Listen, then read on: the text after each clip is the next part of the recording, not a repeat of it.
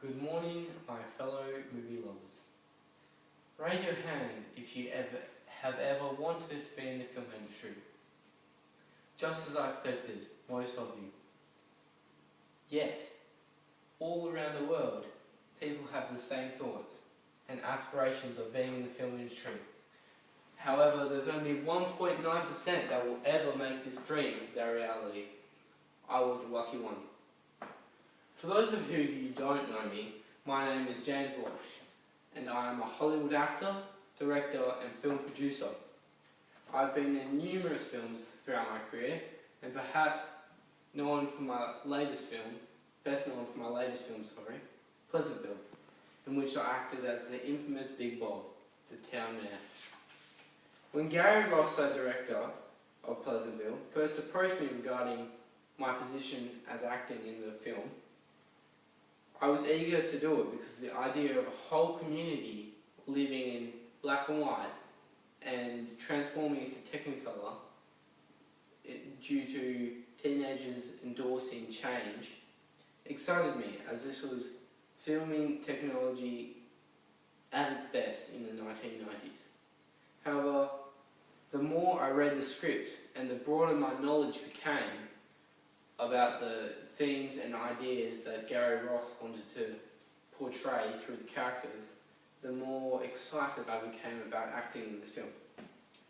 Ross was known for being a controversial director, and Pleasantville lived up to his reputation, with themes such as prejudice, discrimination and social change playing a major part throughout the duration of the film.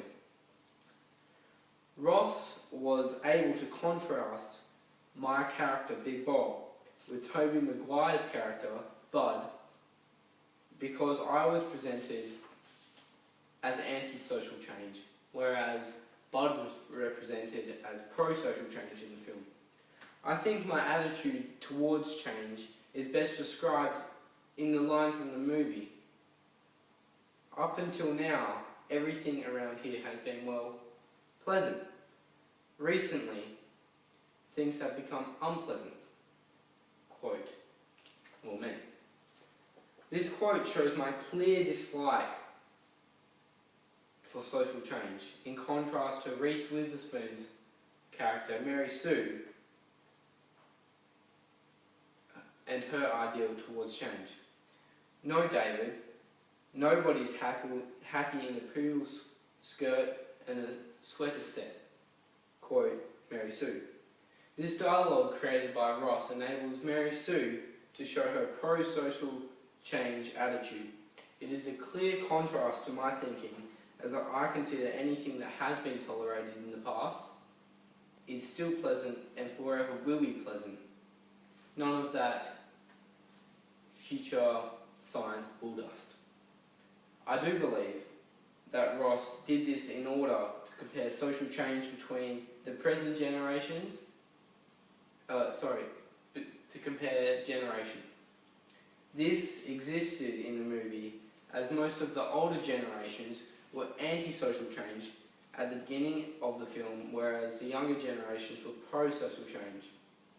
However, throughout the duration of the film, the golden oldies were forced to eventually change. And at the end of the film, Bud was able to even transform the hardest case, me. I found this role easily relatable to society, as the social change that Ross represented in the film is present in today's society. A key example of how social change is forcing the older generation to adapt is Facebook. Raise your hands if you're on Facebook.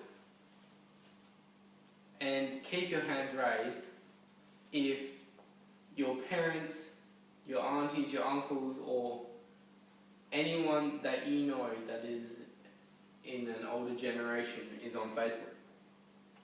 That proves my point. A social revolution such as Facebook has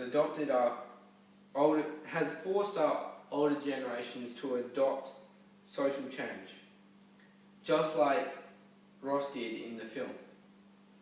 I am, like many others, anti-social change. and the film made it clear to me that no matter how hard you fight against social change, there is no escape. However, that is not necessarily a bad thing, because things look better in colour, such as flowers, food, and women. Thank you for listening to me today, and remember, without being unpleasant, are you ever truly pleasant?